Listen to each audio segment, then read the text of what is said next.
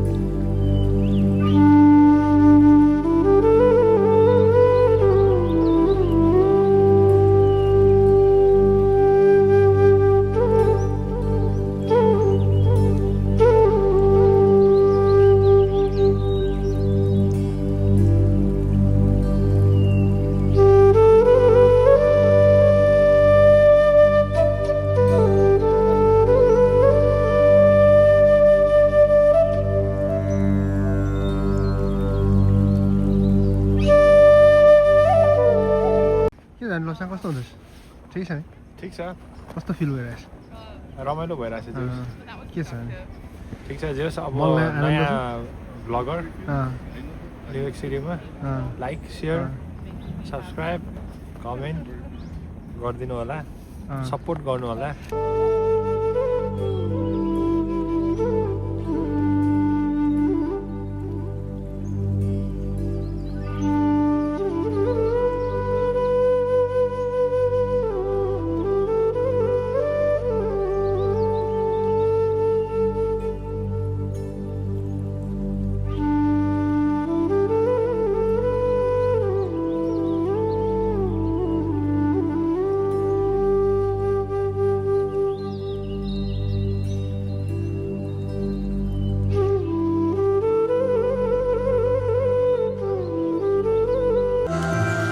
Okay so finally हामी अहिले central पार्कको बिचमा छौँ र न्युयोर्क सिटीको सबैभन्दा ठुलो पार्क यो म्यानहट्टनको सबैभन्दा सेन्टर पोइन्टमा पर्छ। लगभग 843 एकड क्षेत्रफल भएको यस पार्कमा हिँड्न घुम्न धेरै ठाउँहरू प्रशस्त मानिसहरू आउजात गर्ने गरिएको छ र विशेष गरेर हाइकिङ, रनिङ, साइक्लिङ जस्ता विभिन्न म्यानहट्टन सिटीको बिचमा शान्त र प्राकृतिक वातावरण भएको आज म्यानहट्टन पार्कमा प्रवेश गरेका छौँ। अत्यन्तै ठुलो पार्क यो समग्रमा हेर्ने हो भने न्युयोर्क सिटीको सबैभन्दा ठुलो पार्क भनेर भन्ने गरिन्छ।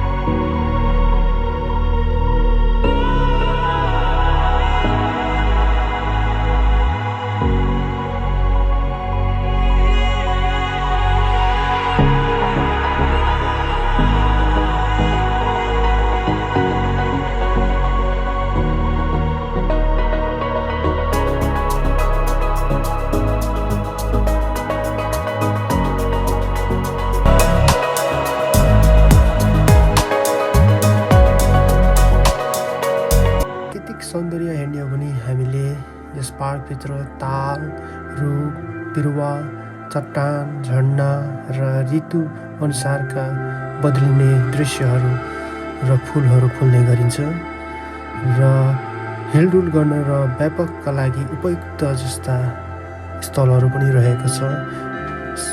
जसरी धेरै मात्रामा आवाजात गर्ने गरिएको पनि छ र पर्यटकको सबभन्दा मुख्य आकर्षण र संसारभरका मानिसहरू घुम्न यस पार्कमा आउने गरिएको छ र आज हामी त्यही पार्कमा यहाँ घुम्नको लागि बिहानै 7:30 बजी निस्केका थियौँ र हामी अब केही समयमै यस पार्कलाई अवलोकन गरेर हामी फर्किनेछौँ र अत्यन्तै सुन्दर र मनलाई आनन्द दिने यस पार्कले आज हाम्रो मन जित्न सफल भएको छ र यो मेरो समग्रमा हेर्ने हो भने हिउँ महिनाको यो पहिलो हाइकिङ नै हो र संसारको विभिन्न स्थलहरूबाट विशेष गरी न्युयोर्कमा आएको बेलामा पर्यटकहरू यस पार्कलाई अवश्य पनि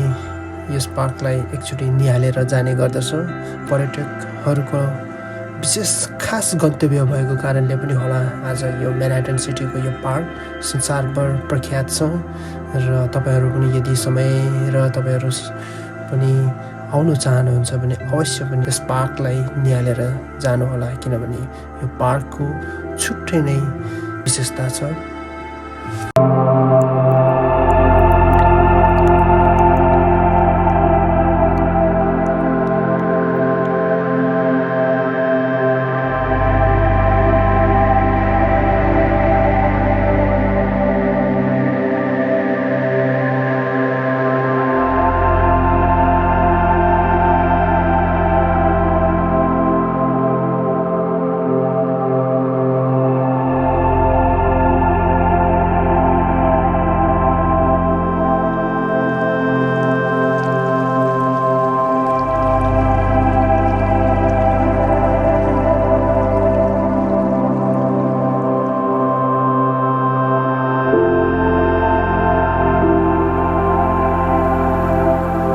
ओके, सो फाइनल्ली अहिले हामी म्यानहट्टन सिटीको बिच भागमा छौँ र यो पछाडि देखेको यो सानो एउटा ताल रहेको छ। यो चाहिँ मौसम अत्यन्तै चिसो र हिजोको हिउँपातले गर्दाखेरि जमेको अवस्था हो र अहिले भने लगभग 13 डिग्रीको हाराहारीमा छ र अझै पनि अत्यन्तै चिसो छ। र अब भने हामी तपाईँहरूलाई यो पछाडिको दृश्य देखाउनेछौँ, आउनुहोस्। ओके, म फाइनल्ली यो तालभित्र प्रवेश गरेको छु। यो पुरा बर्फ छ, अत्यन्तै जमेको छ। टेम्परेचर अत्यन्तै चिसो भएको कारणले यो जमेको अवस्था छ र बर्खायाममा हो भने यो पुरै पानी हुन्छ, किनभने यो अहिले मौसम चिसो भएको कारणले मात्र यो आइस भएको हो।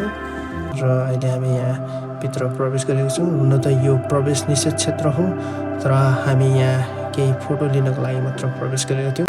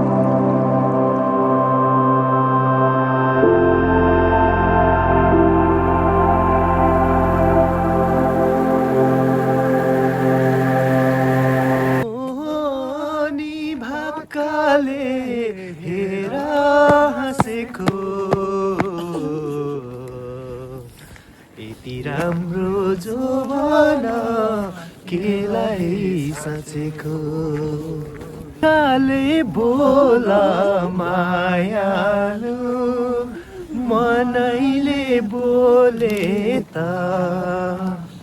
कसले पो सुन्छ र बनैमा हितैको मायालाई राखे मनैमा हितैको मायालाई राखे मनैमा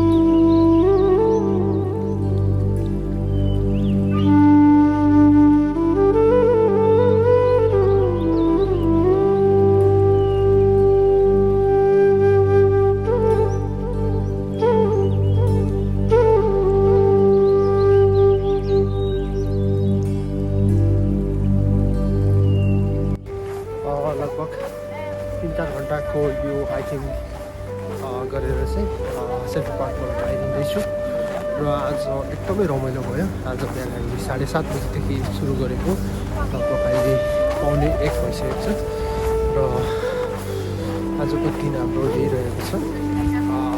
मौसम अत्याधिक चिसो छ